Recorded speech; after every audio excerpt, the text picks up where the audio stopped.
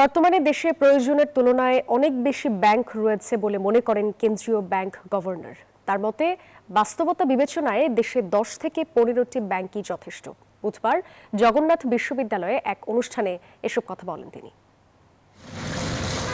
উচ্চ খেলাফি ঋণ, তারল্য সংকট এবং আর্থিক প্রতিষ্ঠানের দুর্বলতায় নড়বড়ে অবস্থায় ব্যাংকিং খাত। সুশাসনের অভাবে বিগত সময়ের ধ্বংসের মুখে পড়েছে এই খাত। পরিবারতন্ত্র ও অনিয়মের মাধ্যমে পাচার হয়েছে 20 থেকে 25 বিলিয়ন ডলার। বাংলাদেশ অর্থনীতি সমিতি আয়োজিত আলোচনায় অংশ নিয়ে এসব কথা বলেন ডক্টর আহসান এইচ মনসুর।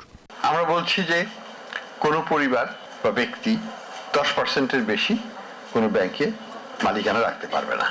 ব্যাংকগুলোকে সবসময় যদি তারা আন্ডার পারফর্ম করে, যদি তাদের এনপিএল খুব বেড়ে যায়, যদি তাদের লিকুইডিটি ক্রাইসিস থাকে, বাংলাদেশ ব্যাংকের একটা হস্তক্ষেপ করার ক্ষমতা আমরা এখন নিয়ে নিয়েছি। এ সময় তিনি বলেন, কেন্দ্রীয় ব্যাংকের স্বায়ত্তশাসন নিশ্চিত না হলে জনকল্যাণমুখী কাজ সম্ভব নয়। সংশোধিত বাংলাদেশ ব্যাংক অধ্যাদেশ জারি না হলে এ খাতে আবারও রাজনৈতিক হস্তক্ষেপ ফিরে আসতে পারে বলেও সতর্ক করেন তিনি।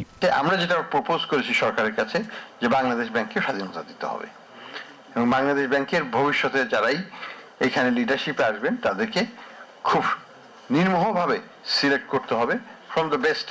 কোনো ব্যাংকে ডিভিডেন্ড দিতে পারবে না যদি তারা লস মেকিং হয়, এবং এই লসটা ওই আগের মতো কুকড বুক থেকে হবে না, প্রকৃত হিসাব থেকে হতে হবে। দেশে প্রয়োজনের অতিরিক্ত ব্যাংক রয়েছে উল্লেখ করে গভর্নর বলেন, ব্যাংকের সংখ্যা কমানো গেলে সুশাসন নিশ্চিত করা সহজ হবে। সরকারের কাছে প্রপোজাল দিয়েছি যে দুটো রাষ্ট্রীয় ব্যাংক রেখে বাকিগুলো মার্জ করে দেন, সবগুলো ওটার সাথে। ক্যাশলেস সোসাইটি গড়তে পারলে বছরের রাজস্ব আদায় 1.5 থেকে 2 লাখ কোটি টাকা বাড়বে বলেও জানান ডক্টর মনসুর। একটা ডাইরেক্টর আবি আব্দুল্লাহ, নিউজ 24, ঢাকা।